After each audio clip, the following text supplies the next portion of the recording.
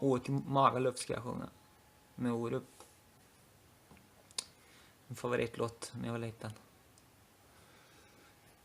Den är jättebra.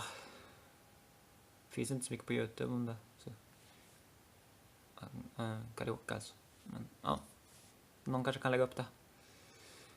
Här kommer låten i alla fall. Och till Magaluf styrde vi vår sista resa. Och jag kunde inte hindra dig. Jag vet inte vad det var, men du ville stanna kvar i Magaluf, där måsarna skrattar sig hesa när de talar om dig och mig under tiden när vi var tillsammans, du och jag. Jag tror att det var jag som ville vandra genom vågorna tillsammans hand i hand. Men du försvann varenda kväll och du kom hem någon gång på morgonen och jag längtar bara hem igen.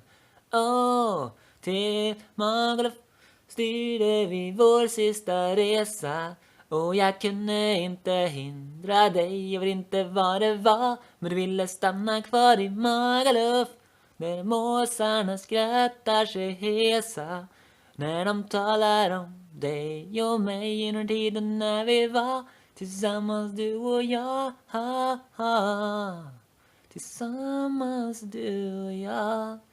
Jag tänkte att det blir nog bra när hon får sova av siruset och natten blir till dag igen. Men varje morgon var likadan.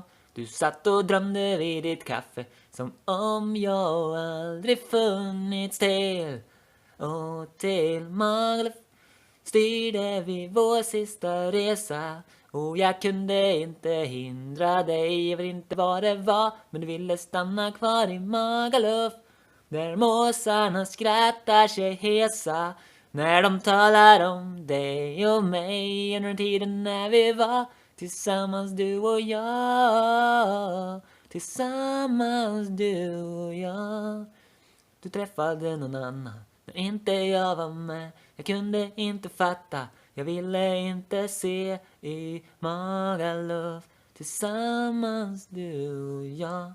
Du tog ifrån mig det enda jag alltid velat ha. Jag kommer aldrig glömma hur jag hatade den stan. Magaluf. Tillsammans, du och jag.